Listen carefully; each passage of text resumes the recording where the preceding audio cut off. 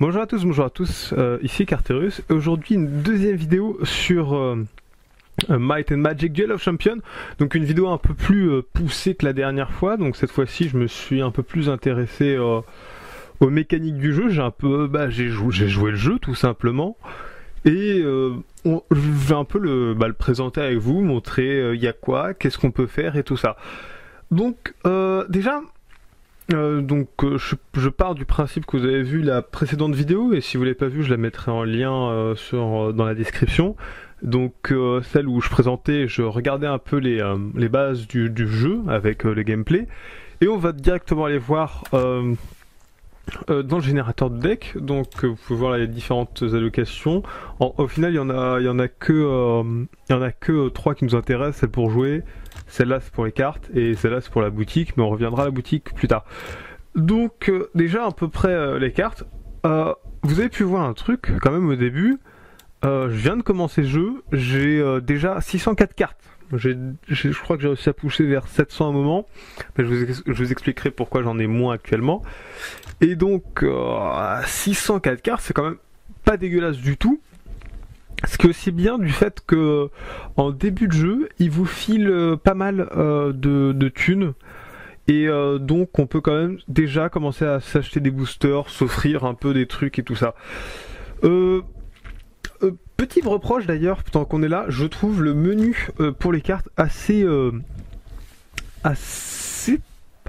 lourd. Assez lourd parce que vous pouvez le voir là à peu près. Beaucoup de cartes quand on défile, on voit qu'il y a les cartes, donc au bout d'un moment on finit par connaître les dessins. Par exemple, tu vois, je sais que ça c'est cette carte dont j'ai jamais joué, je peux pas vous dire ce qu'elle fait, mais voilà, tu vois, je sais que ça c'est une bonne carte, je sais à peu près ce que c'est, mais ça reste malheureusement, le problème est que ça reste assez compliqué des fois de trouver les cartes et de se repérer dans tout ce bordel. Mais bon, alors on va commencer un peu déjà par vous présenter ce que j'avais pas fait pendant la première vidéo.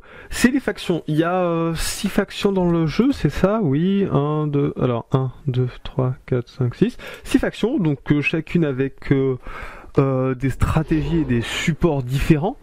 Donc on va voir l'académie, donc ça c'est les membres de l'académie spécialisée magie.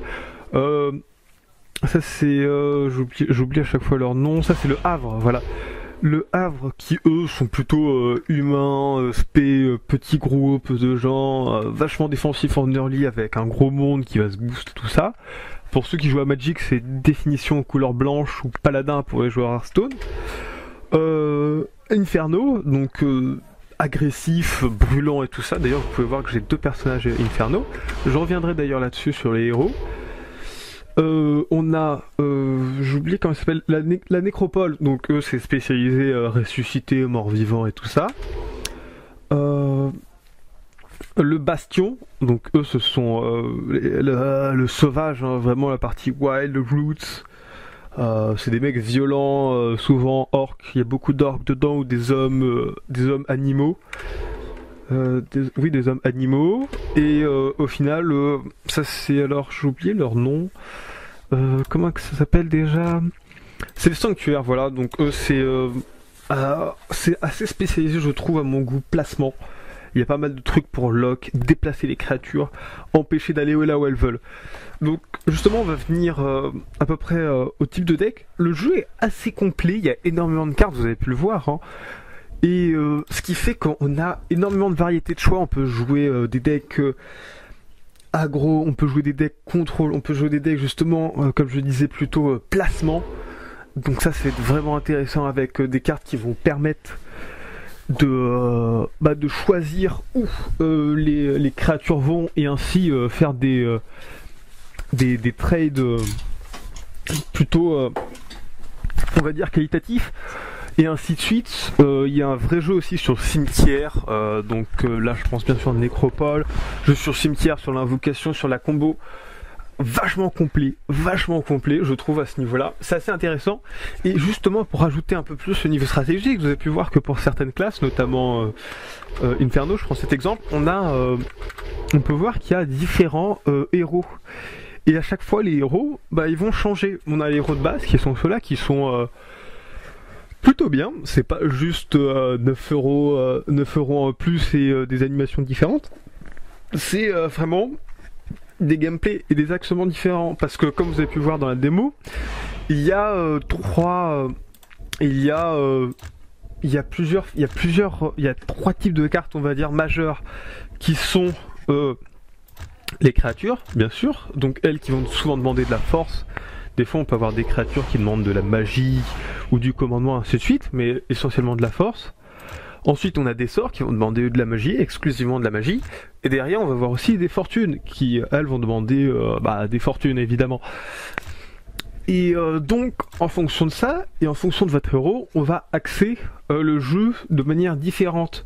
Par exemple, Kirill, c'est un personnage spécialisé créature, il n'a pas de points de fortune au départ. On va pas le jouer fortune, vous voyez, parce que faudrait commencer à investir dans de la fortune, et on va se perdre, parce que tour 3, on va devoir avoir 3 de fortune, un truc comme ça. Au final, c'est pas vraiment très worse. Et son pouvoir héroïque, il vous incite à justement jouer plus sur des créatures et peut-être un peu de magie. Donc au final on va jouer autour de ça. Deuxième chose, donc ça c'est à peu près c'est l'exemple de Kirill, mais voilà. Mais si je prends 40, là je peux jouer peut-être plus de fortune. Ces personnages-là sont justement un peu plus polyvalents. Les émissaires sont les personnages de base, ce sont émissaires de machin. Donc eux, en fonction de ça, on va voir un jeu différent. Et aussi, chose importante, vous pouvez le voir, à chaque fois il y a ces petites icônes là qui apparaissent sur les héros, et ça c'est assez intéressant, c'est pour la magie que vous allez jouer. C'est-à-dire que en fonction de ce qui est affiché là, vous pouvez jouer la magie dite. Par exemple là on voit magie ténèbres, magie eau. C'est-à-dire que les sorts qu'on va jouer, ça va être que des sorts. Je vais vous donner un exemple. Par exemple, voilà. Hop, éditer. Voilà, sort. Regardez, les sorts qu'on va pouvoir jouer, ce sont que des sorts. Donc là, il y en a plus beaucoup, mais ce sont des sorts de feu, des sorts de néant parce que néant, et ainsi de suite. On va pas pouvoir jouer. Pourtant, quand on regarde niveau sort, vous voyez, j'ai des tas de sorts différents. J'ai des sorts ténèbres, il y a des sorts eau et tout ça. Donc, en fonction du héros, on va vraiment axer les mécaniques de jeu de manière différente. Et ça, c'est vachement intéressant. Maintenant, on va passer un peu à la session statistique de la partie, où, au final, c'est un free-to-play. On n'a pas les cartes dès le début, on n'a pas toutes les cartes. Donc, comment va-t-on les gagner ? Le jeu est vachement diversifié à ce niveau-là. Il y a des bons points et des mauvais points, mais on va voir ça. Donc déjà, première chose, on va voir, comme dans Hearthstone, j'ai envie de dire, des quêtes. Il y a deux types de quêtes. Il y a les quêtes journalières, donc celle, par exemple, là, vous voyez, je dois remporter 2 decks avec Académie ou Bastion. Ensuite, voilà, c'est les quêtes journalières. Et après, on va avoir les quêtes aussi débutantes, qui sont des plutôt bonnes quêtes, qui, elles, vont vous filer plein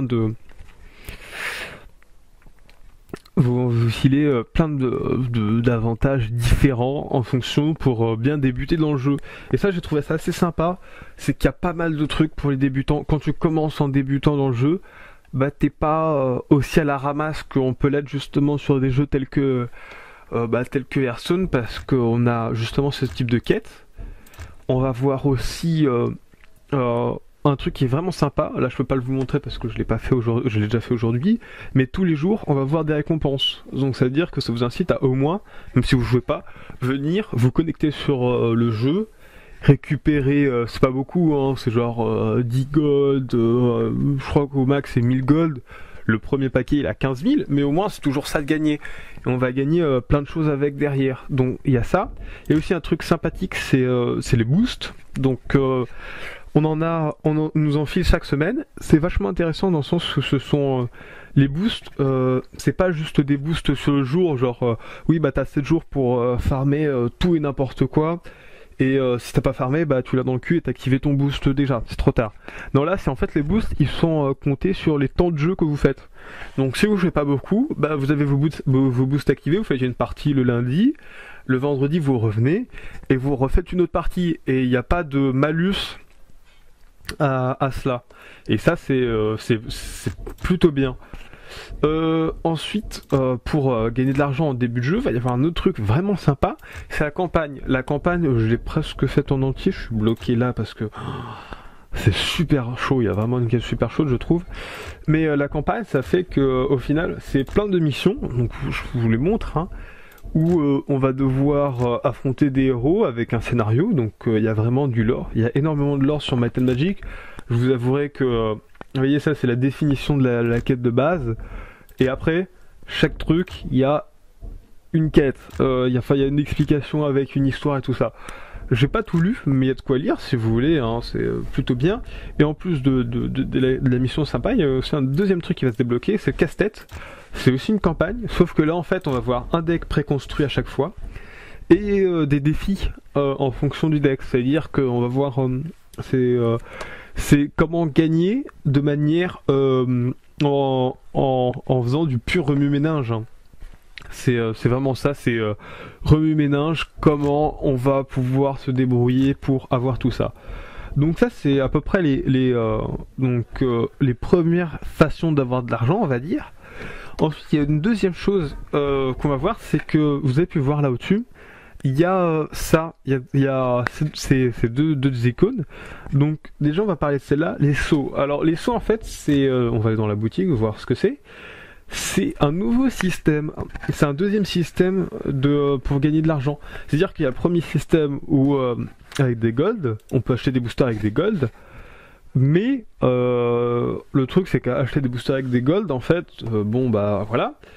Et pour les gens qui décident de payer, d'acheter le truc, on va voir les super packs. Les super packs sont vraiment mieux. Pour avoir testé au début, je me disais non, c'est une blague. Mais non, ils sont vraiment mieux parce que, alors, petite comparaison, là on a 3 communes, une rare ou une épique. Enfin, 3 peu communes, 12 cartes de 8 communes, enfin voilà, je vous laisse lire.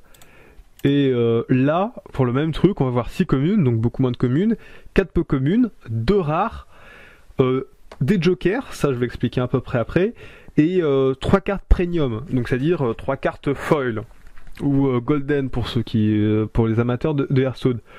Donc c'est vraiment pas mal, c'est super pack, et au début j'y croyais pas, mais pour avoir essayé un peu, c'est vraiment worth.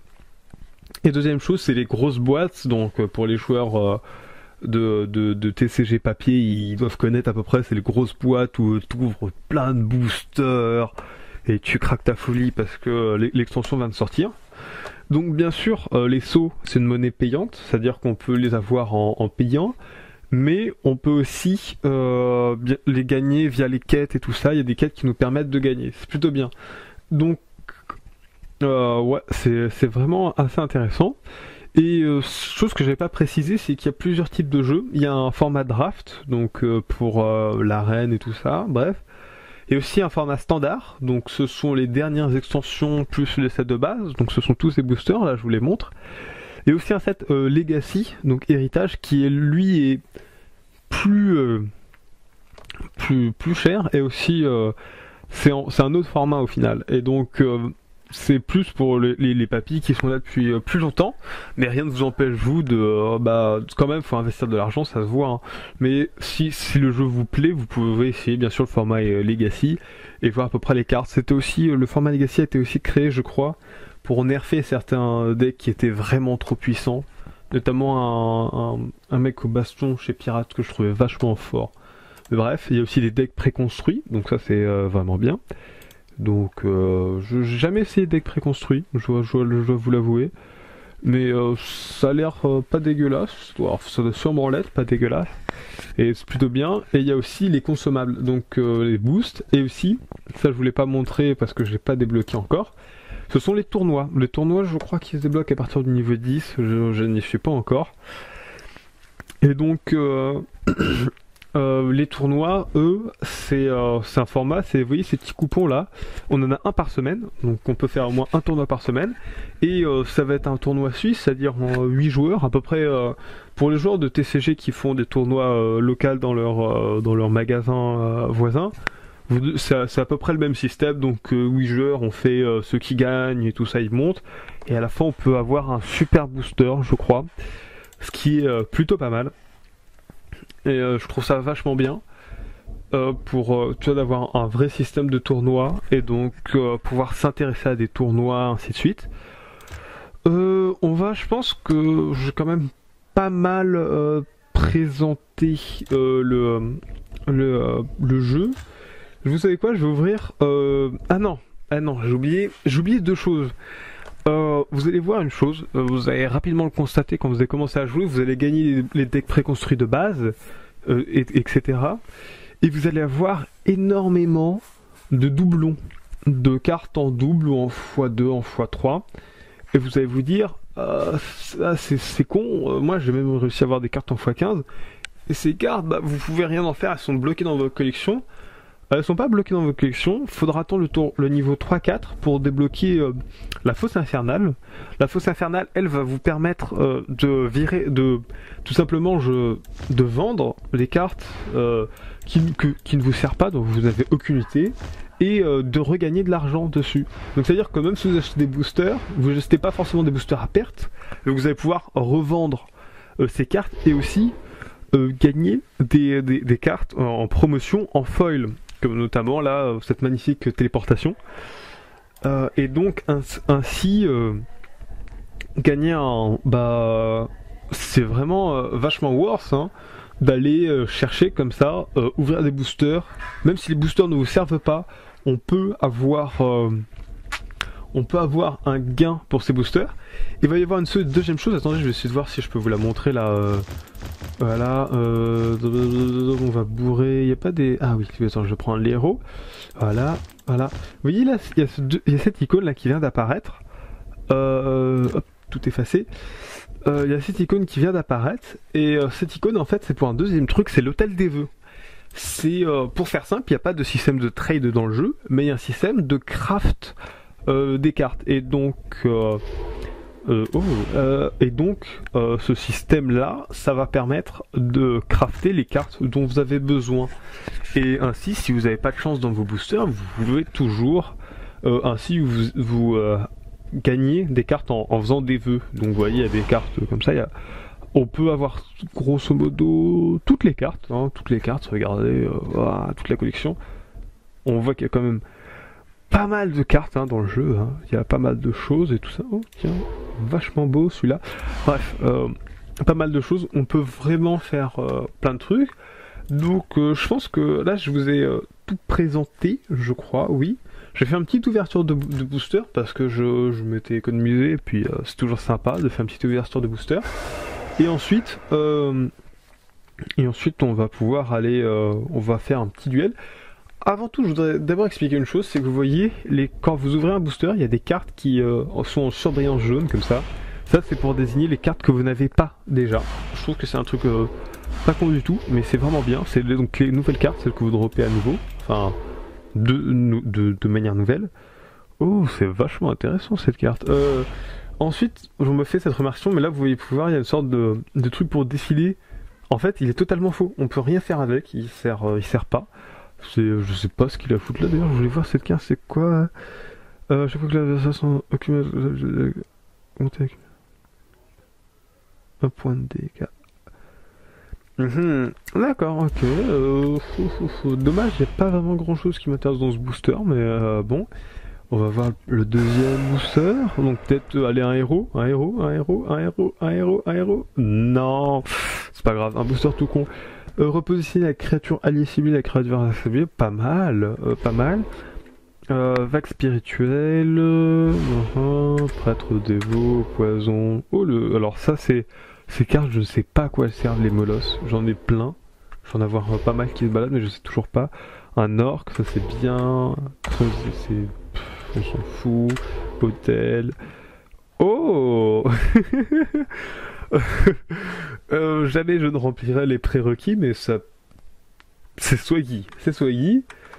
Golem, Titan. Ah, les Titans, j'avais vu une fois, il y avait un joueur qui sortait un deck Titan. C'est super fort les decks Titan. Il y a un héros dans l'académie qui permet de jouer Titan. C'est, je trouve, vachement strong. Après tout ça, bah écoutez, on va peut-être se lancer une game, hein, oui, tout simplement. Je vais choisir un deck. Je vais prendre mon deck humain parce que j'ai une quête humaine qui traîne là depuis un bout de temps et je vais bientôt aussi passer niveau 5. Donc ça va être plutôt bien. Les temps d'attente d'ailleurs. Les temps d'attente sont des fois assez longs, c'est très étrange. On a des temps d'attente qui font super longs, d'autres courts. Bah là vous avez pu voir, c'était assez rapide. Deck aggro en face, ça va être plutôt bien. Donc rentrons dans le combat. Ah oui, je vais aussi vous montrer 2-3 trucs. Ah oui, vous expliquer un peu. Il y a aussi une chose que je vous ai pas expliqué, que je vais vous expliquer maintenant. Qu'est-ce qui se passe? Fin du tour? Non, non, oui, non, oui, non. Connexion. Connexion, attendez, connexion. Ah non, non, c'est bon. Ouf, ça m'a fait bien peur tout ça. Oui, je vais garder, c'est une main plutôt bien, oui. Donc, ah oui, déjà, première chose, bon, ben, on va piocher. On va piocher, c'est bien. Première chose que je ne vous ai pas expliqué, c'est ça. Ce sont les cartes d'événements. C'est une partie du deck. En plus, c'est une sorte d'extra deck qui a pour but, justement, c'est vous le faites, hein, vous le faites en partie. Et il y a le vôtre ainsi que celui du joueur adverse qui sont mélangés. Il y en a 8 dans chacun.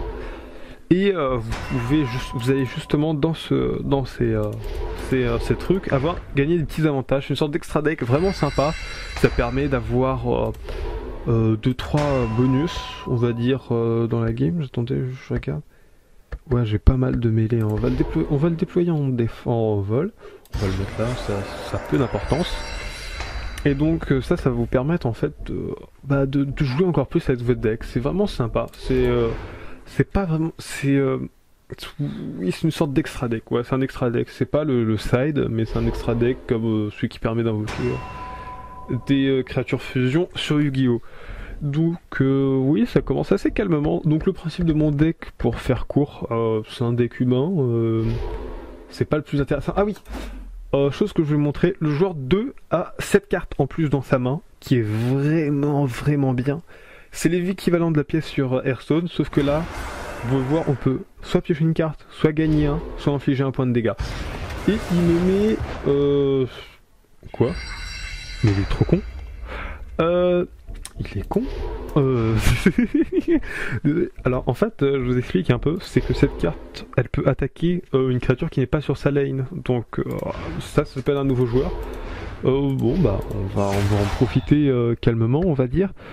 Gagner un de force et... Je pense que oui, je vais le foutre là, comme ça il est bien, il est dans l'axe on va dire. Et je pourrais gérer, si renforce ici, je pourrais aller chercher. Donc oui, cette carte qui est vraiment plutôt bien, la pièce dans le jeu elle est vraiment bien, en plus faire un point de dégâts, c'est vraiment assez chaud. Je vais expliquer peut-être un peu plus le champ de bataille. Donc là vous pouvez voir, il y a sur le champ de bataille, c'est quoi? Oui, ouais, bon il peut prendre, je m'en tape. Donc alors le champ de bataille, vous pouvez voir donc le fameux carré de 4 comme ça, et ensuite on va voir la partie du haut, là je vous la montre. Cette partie là, elle va servir pour faire des sorts sur la rangée, comme ça. Ça non, sur la ligne, ça c'est pour la rangée, donc la rangée va toucher les deux joueurs au final, donc la rangée c'est un peu dangereux, mais bon ça se fait, hein. Et donc oui c'est ça, oui, et ça c'est pour les enchantements permanents qui eux vont rester là, je crois qu'il reste un tour max. Non, il y en a qui restent plus longtemps, mais il y en a aussi qui vont rester uniquement un tour. Donc ça dépend aussi, ça dépend des enchantements, il y a différents enchantements. Ça fait quoi ça? Hein? À chaque fois que la créature enchantée subit des dégâts d'une attaque, le bouclier inflige des dégâts équivalents à la créature attaquante. Fallait jouer ça sur sa créature. Enfin, je mets ça sur sa créature, il a misplay, bon c'est pas grave, oui on va faire ça, on va augmenter, on va jouer un tour vite. Je sais pas du tout ce que fait châtiment, ça fait quoi châtiment? D'accord, ok, c'est bien. Voilà, fin de tour. Ça va se diriger vers une victoire assez rapide. Ouais, on a vraiment en face à quelqu'un qui vient de commencer le jeu. Dommage à lui, il joue pas mal. Enfin, il joue pas mal, il joue mal. Ah, d'ailleurs, il applique ça. Moi, c'est pas con. Quand même, il applique un bon truc parmi les fortunes. Voilà, j'ai à peu près tout expliqué. Et bon, on va voir comment ça se danse. Ça se danse assez bien pour nous actuellement. Je vois pas ce qui est... On est vraiment bien. Augmenter la magie. Oui, on va augmenter la magie, c'est quoi? Toutes les autres créatures alliées. Non, là on va mettre le ton qui tape le plus fort. Oui, c'est ça. On va aller gérer ça calmement. Ah, oui. Chose que moi j'avais mal comprise au début, que j'ai appris avec le temps. Comment se dessine une carte? Donc là on a des points de vie bien sûr, mais c'est ça. À quoi correspond chacun? Alors en fait, pour expliquer, celui qui est dans le rond, c'est celui qui... comment dire? C'est celui quand elle attaque. Quand tu attaques avec ta créature, ça va faire ces dégâts-là. Et quand ta créature se fait attaquer et qu'elle répond, ça fait ces dégâts-là. Donc voilà, c'est assez sympathique. Ensuite, on va voir plein d'effets justement sur ça. J'avais entendu des gens qui se plaignaient sur le fait qu'il y a pas mal d'effets différents. Mais justement, ce qui est bien, c'est qu'il nous rappelle à chaque fois les effets quand on fait un clic droit sur la carte. Donc le clic droit est notre ami. Par contre, il fait vraiment n'importe quoi. Ça va être assez tranquille comme victoire. Ah, le croisé. Je vais déployer le croisé prochain tour. Un bon croisé. Pardon. Oui, ça se danse assez tranquillement. Donc là, on a gagné. Et aussi, chose, c'est qu'on a un chat dans le jeu. C'est-à-dire qu'on peut parler directement à la personne. Et on peut aussi le mute si on veut.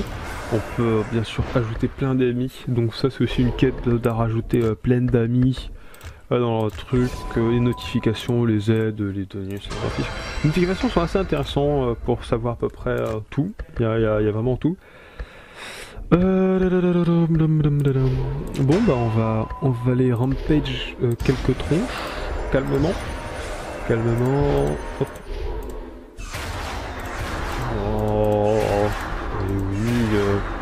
Bah ouais, elle est à le prochain tour. Malheureusement. J'ai pas pu vous montrer plein de choses. Est-ce que j'en aurais une qui pourrait peut-être popper au tour prochain? Ah non. C'était pour vous montrer aussi une mécanique qui était pas trop la dissipation de magie, détruire le sort. Bah oui, merci, tu vas détruire un que t'as créé. Donc là c'est normal que je tombe contre un singe, dans le sens où je suis dans les bas-fonds du ranked du jeu. Donc c'est totalement normal et le pauvre il doit souffrir. En plus c'est vraiment pas un bon deck. C'est en gros c'est le deck, je l'appelais humain parce que je voulais mettre tous les humains que j'avais et regardez, c'est pas un humain. Et ça c'est pas un humain, donc ouais, waouh. Waouh. Oui bah... quel moment? J'aime bien cette carte aussi.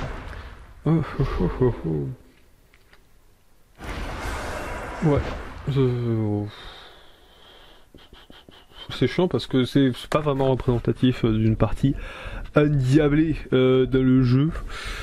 D'ailleurs on va le BM. Voilà. Parce que j'en ai un peu marre. Ouais, c'est un peu dommage. C'est pas vraiment représentatif de comment la game se joue. D'ailleurs, ouais, bon, de toute façon, je pense qu'il avait perdu s'il faisait pas ça. Donc, ouais. Ouais, bah, plutôt bien.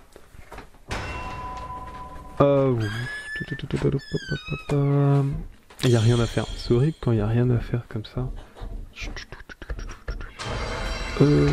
Ah oui, bah j'aurais dû vous expliquer les bâtiments.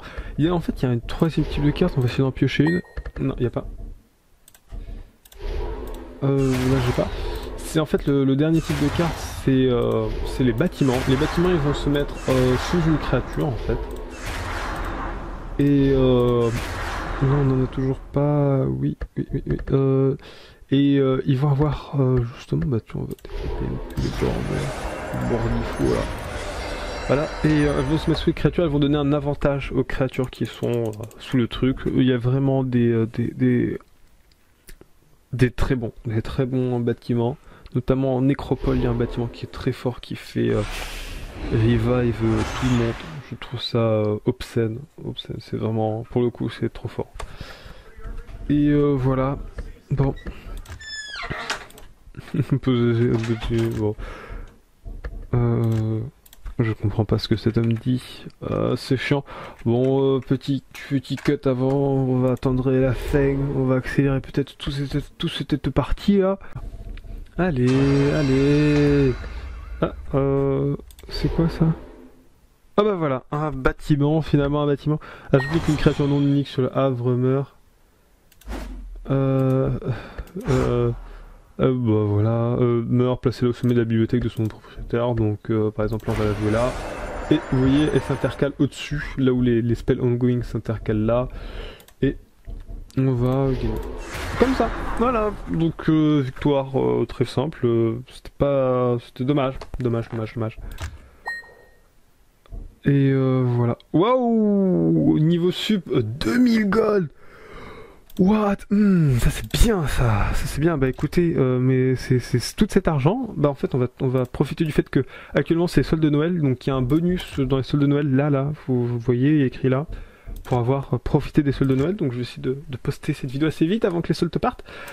C'est le standard. On va s'acheter 2-3 cartes. Là oui, là oui, encore plus. Hein. Bah voilà, bah, j'ai plus d'argent et on va ouvrir tous ces packs. Si j'ouvre cette section, c'est parce qu'il y a des cartes qui m'intéressent dedans. Alors, bâtiment du Nexus, fonderie. Fonderie, ça a l'air intéressant. À chaque fois qu'une créature automate. Oui, alors ça c'est aussi un truc que j'ai pas raconté. Oui, les créatures automates, c'est vraiment fort dans l'académie. En plus, j'ai déjà dit. Inflige des dégâts à la créature autour du nombre de poisons pleins sur elle, brute épaisse. C'est quoi si vous devez gagner. Vous attaquez avec... Pour attaquer avec la brosse épaisse, vous devez payer 1. C'est nul. Bon, bref. Flamme solaire. Inflige de points de dégâts à toutes les créatures sur arrangées adverses. À toutes les créatures adverses sur arrangées ciblées. Waouh, c'est bien ça. Ça, j'aime bien cette carte. Chambre de recyclage, c'est bien pour un deck prolifique. Ça a l'air bien. Cumulable. Non, c'est pas bien. Prêtre dévot, on l'a en 3 fois maintenant. Golem de fortune, c'est Justice. Oui. Et ça, le rebooteux. Oui, alors c'est vrai. Oui, alors le fléau du griffon, pour expliquer un peu l'extension, c'est une extension qui est basée sur les prolifiques. Les prolifiques sont des créatures que quand elles meurent, bah en fait elles meurent pas. Et elles se déduplent, elles se décuplent. Plein de trucs. Ça j'aime bien les. Je trouve qu'il y a vraiment un vrai swag pour le coup sur certaines cartes. Sentinelle Kabuki, Dervish, Lumière aveuglante, Chaman. Elle est bien cette carte. Wow, ça c'est vraiment une bonne carte pour le coup. Je vais la mettre dans un de mes decks. Kabuki, os pour os. Pardon. Et dernier booster, on va peut-être choper un héros. Allez, on va prier pour le héros. Je vais faire ça comme ça on va pas voir le héros. Allez, flamboiement solaire, chambre de recyclage, éclair fourchu, super bonne carte que je vais enfin mettre en x2. Cette carte est vraiment forte. Elle fait beaucoup de taf, elle m'a sauvé des games. Fonderie, sentinelle kabuki, creuset, flèche, c'est quoi? Les créatures spirituelles, flèche augmentée, gain de protection contre le récolte de magie, bourrasque, séductrice, prolifiquement short. Et il n'y a que de la daube, mais c'est pas grave, vu que justement, cette daube, fausse infernale.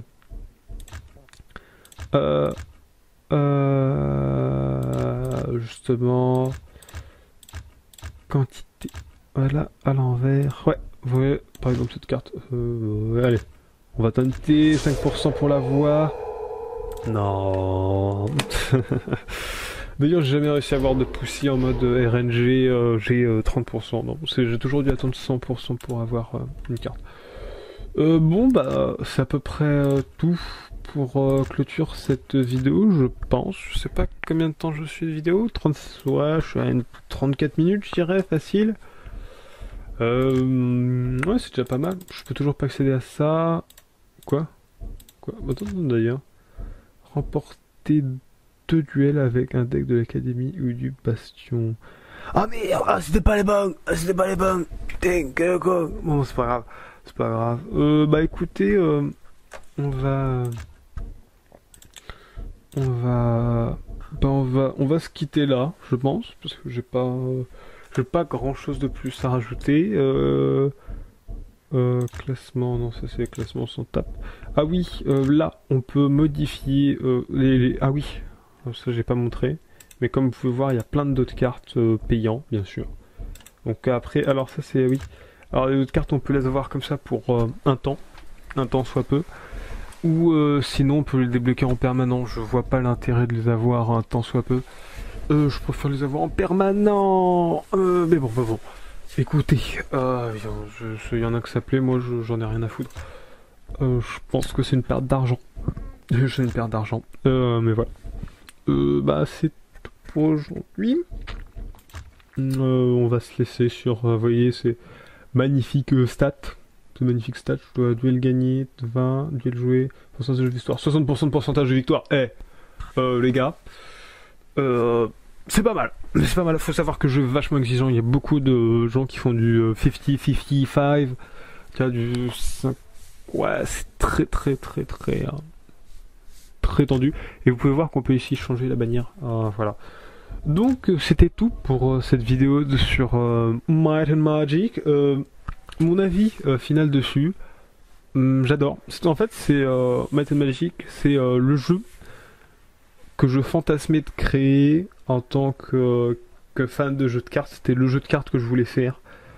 Et il y a toutes les mécaniques que je voulais faire, donc moi personnellement j'accroche énormément au jeu. Voilà. Sur ce, bah salut à tous, n'hésitez pas à mettre un like sur la vidéo, la partager sur les réseaux sociaux et bien sûr de l'ajouter à vos favoris pour les moustachus et les barbus. Voilà, c'était Carterus pour Quality Advantage.